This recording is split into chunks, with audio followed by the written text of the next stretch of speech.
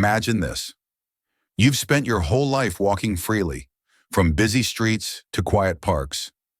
But after 70, a single misstep can take away more than just your balance. It can take away your independence. Every year, more than 3 million older adults in the U.S. are rushed to the emergency room because of falls. Many of them thought it would never happen to them. They were strong, careful, confident, until one unexpected stumble changed everything. So let me ask you, what would scare you more? Losing your health or losing your independence? Because one moment, one fall, can be the difference between living on your own terms and depending on others for the simplest tasks. And here's the truth no one tells you. It's not about walking less, it's about walking smarter. Stay with me, because in this video, I'll reveal 6 powerful tips that every senior over 60 should know to avoid falls and protect the freedom you've worked your whole life to keep. Let me share a story that still sticks with me. There was Mrs. Daniels, a 72-year-old grandmother who loved her morning walks. She wasn't frail, she wasn't careless, she was active, social, and proud that she could still keep up with her friends at the park. But one chilly morning, she slipped on a cracked sidewalk and twisted her ankle badly. Not because her legs were weak, not because she was distracted, but because she was wearing her old favorite flats, thin soles, no grip, and worn down from years of use. Her family rushed her to the ER. The doctors told her the fall could have been far worse. In fact, it was the kind of accident that often leads to hip fractures, one of the biggest reasons seniors lose their independence. Mrs. Daniels admitted later that she had resisted changing shoes because she thought, "I've been fine all these years. Why change now?" But the truth is, after 70, footwear is no longer just a fashion choice. It's safety equipment. The right shoes can act like invisible support, protecting your joints and giving you stability where the ground is unpredictable. Shoes with firm, non-slip soles, low heels, and proper cushioning aren't just comfortable. They drastically reduce the chance of slips and falls. For those who love slippers indoors, make sure they have rubber soles.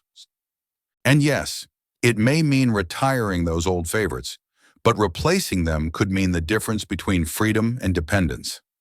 So the next time you lace up, ask yourself, are my shoes helping me stay steady or quietly putting me at risk? That one decision, as simple as choosing what's on your feet, could shape the way you keep walking strong for years to come. Now, let's talk about something many seniors resist: canes and walkers. I know, the thought of using one can feel like giving in, like admitting weakness. But here's the reality: using a walking aid at the right time doesn't make you weaker. It keeps you independent longer. Take Mr. Alvarez, a 78-year-old retired teacher. He prided himself on walking every day without help. His children begged him to try a cane after they noticed him wobbling, but he waved it off. "I don't need that," he said. One afternoon, he tripped while stepping off the curb. The fall broke his wrist, and suddenly, everyday tasks, writing, cooking, even buttoning his shirt, became a challenge. Ironically, the very thing he wanted to avoid, losing independence, came true because he didn't want to be seen with a cane. What most people don't realize is that a properly fitted cane or walker doesn't just prevent falls, it restores confidence. When your brain knows you have extra support, your steps become steadier, your posture improves, and you walk with more ease instead of fear. And confidence is everything. When you're afraid of falling, you actually increase your risk of it happening. The key, though, is using walking aids correctly. A cane that's too short or too tall can cause more harm than good. A walker with the wrong grip can strain your shoulders. This is why getting guidance from a physical therapist or doctor makes all the difference. Think of it this way: a walking aid isn't a symbol of decline, it's a tool for freedom. So the question isn't, do I need a cane yet? The real question is, Do I want to keep walking without fear? If the answer is yes, then using the right aid at the right time might just be your best ally.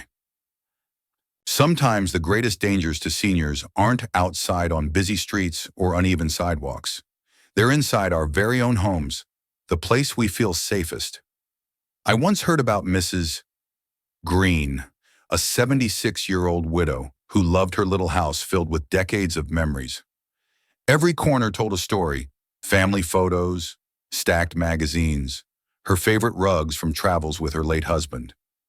But one evening, as she carried a basket of laundry to her bedroom, her foot caught the edge of a throw rug in the hallway. She stumbled, fell hard on her hip, and suddenly her home, a place of comfort, became the very reason she lost her mobility for months. The truth is, clutter, loose rugs, cords, and poor lighting quietly set traps for seniors. You don't notice them when you're younger because your balance and reflexes are quick. But after 70, the margin for error shrinks. A stumble that once ended in a laugh can now end in surgery. And it's not just the big hazards, it's the little things too. A pair of shoes left by the door, a pet toy, or even a dim hallway light that makes it hard to see what's underfoot. Clearing hazards doesn't mean stripping your home of its personality. It means making small but powerful adjustments so your space works for you, not against you.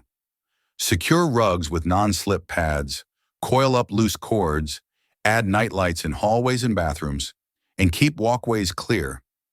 These aren't chores. They're acts of love toward yourself, investments in your independence. So next time you look around your home, ask yourself, is this space protecting me or quietly putting me at risk? Sometimes the most life-changing fall prevention tip isn't about how you walk, but where you walk. So here's a truth many people don't realize. Most falls don't happen because of clumsiness. They happen because the body slowly loses balance and muscle strength over time. And the scary part is, it often happens so gradually that you don't notice until it's too late. Take Mr. Bennett, 81, who loved gardening. He was strong for his age, but he avoided exercise, thinking his daily chores were enough. One day, as he bent to pick up a pot, he lost his balance and fell sideways onto the ground. Nothing dramatic, just a slip in his own yard. But the fall fractured his hip, and months of painful rehab followed. When his doctor asked about exercise, Mr. Bennett admitted he hadn't done anything to actively strengthen his legs or improve his balance in years. The truth is, after 70, your muscles and reflexes need more than just everyday movement. They need intentional training. And it doesn't have to be complicated. Simple routines like standing on one leg while holding onto a chair, practicing heel-to-toe walking down the hallway, or doing light squats near a wall can make a world of difference. These small acts retrain your body to react quickly when you stumble and give your joints the support they need to stay steady. Strength and balance training isn't about turning yourself into an athlete. It's about protecting your independence. It's the difference between catching yourself when you trip and falling helplessly. And the best part? You don't need a gym. Just a few minutes a day in your own home can transform how safe you feel every time you take a step. So the next time you think, I'll skip the exercises today, remember this: your future self might depend on the strength you build right now. One of the most overlooked causes of falls isn't about what's under your feet. It's about how you carry yourself while walking. Too many older adults rush without realizing, or shuffle with their head down, eyes fixed on the floor. Both habits can quietly invite danger. I remember Mrs. Alvarez, a 76-year-old widow who loved walking to her local cafe every morning. She always hurried across the street because she didn't want to hold up traffic, even though the crosswalk gave her plenty of time. One day, her quick, uneven steps caught the edge of a crack in the pavement, and down she went. Her injuries weren't life-threatening, but she told me later the fall shook her confidence more than anything else. I used to love my walks, she said, but now every step feels like a risk. What Mrs. Alvarez didn't realize was that pace and posture are as important as shoes or balance training.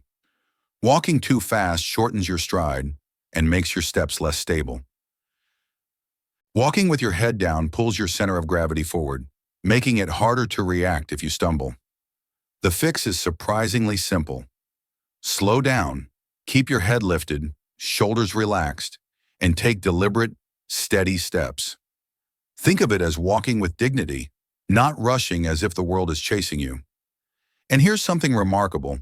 When you adjust your posture and pace, not only does it reduce fall risk, it also makes you look and feel more confident.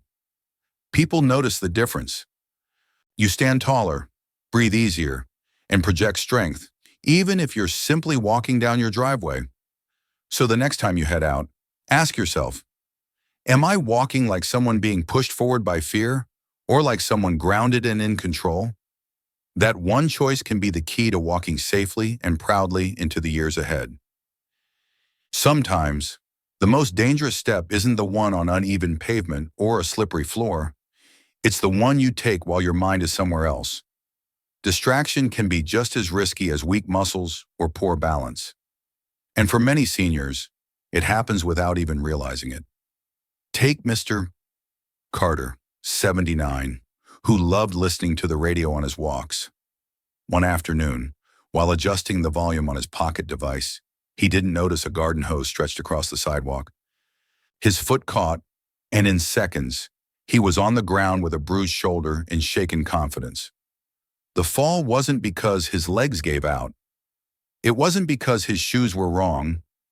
It was simply because his mind wasn't on his steps. Mindful walking is about more than safety. It's about reclaiming presence.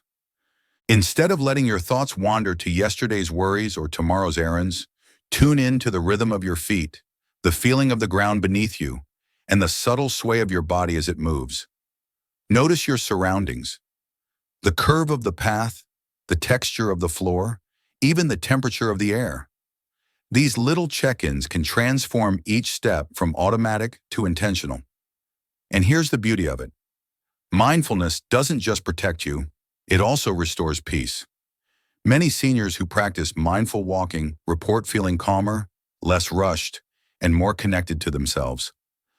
What was once a chore, just getting from here to there, becomes an act of self-care, a moving meditation that strengthens both body and spirit. So, the next time you walk, try this. Take a deep breath, lift your head, and simply say to yourself, one steady step at a time. Because when you give each step your full attention, you give yourself the gift of safety, confidence, and peace. Staying independent after 70 isn't just about walking more, it's about walking wisely. We've talked about 6 powerful choices you can make every single day. Wear proper shoes that protect your joints. Using walking aids with confidence instead of shame. Clearing hazards at home before they become accidents. Building balance and strength so your body can react quickly. Slowing down your pace and walking tall with pride. And finally, stay mindful with every step so you're fully present and steady. Each of these tips may sound simple, but together, they create a shield, one that keeps you safe, confident, and in control of your life. So here's my question to you. Which of these 6 tips do you feel most connected to? Is it number 2 about using walking aids wisely, or number 5 about slowing down your pace? Share your answer in the comments by dropping the number. I'd love to hear your thoughts. And before you go, don't forget to like this video, subscribe, and hit the notification bell. It takes just a second, but it helps this channel continue bringing you guidance that can truly make a difference in your life. Because here's the truth. One small habit today could save you from a devastating fall tomorrow. And trust me, you don't want to look back one day and wish you had made these changes sooner. Stay with us, because in the next video, we're uncovering another overlooked daily habit that could quietly steal your independence if you ignore it. You won't want to miss it.